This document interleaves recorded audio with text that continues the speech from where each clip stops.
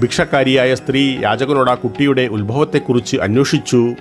ഈ കുട്ടിയുടെ പിതാവായ സത്യരഥൻ മുൻജന്മത്തിൽ പ്രദോഷവ്രതം പൂർത്തിയാക്കിയിട്ടില്ല എന്ന് ശിവൻ അവളെ അറിയിച്ചു. ശത്രുവിൻ്റെ തല വെട്ടിമാറ്റാൻ അദ്ദേഹം സ്വന്തം ആളുകളോട് കൽപ്പിക്കുകയും അതിനുശേഷം കുളിച്ച് ശുദ്ധി വരുത്താതെ തന്നെ ഉപവാസം അവസാനിപ്പിക്കുകയും ചെയ്തു. തൽഫലമായി സത്യരഥന് അടുത്ത ജന്മത്തിൽ ഒരു അകാല മൃത്യു സംഭവിച്ചു. ഈ അനാഥ കുട്ടിയുടെ അമ്മയും ഭർത്താവിൻ്റെ സഹഭാര്യയെ വഞ്ചനാപരമായി കൊലപ്പെടുത്തി പാപം ചെയ്തു. അതിൻ്റെ ഫലമായി അടുത്ത ജന്മത്തിൽ ഒരു മുതല അവളെ വിഴുങ്ങി. ഈ കുട്ടി മുൻജന്മത്തിൽ ബ്രാഹ്മണനായിരുന്നു. എന്നിട്ട് പോലും അവൻ മതപരമോ പുണ്യകരമോ ആയ പ്രവൃത്തികളിൽ ഏർപ്പെട്ടിരുന്നില്ല. അതിനാൽ അടുത്ത ജന്മത്തിൽ അവൻ ഒരു രാജകുടുംബത്തിൽ ജനിച്ചെങ്കിലും ദരിദ്രനായി തന്നെ തുടർന്നു. ഈ കുട്ടിയെ നിങ്ങൾ നിങ്ങളുടെ നിയന്ത്രണത്തിൽ വളർത്തണം.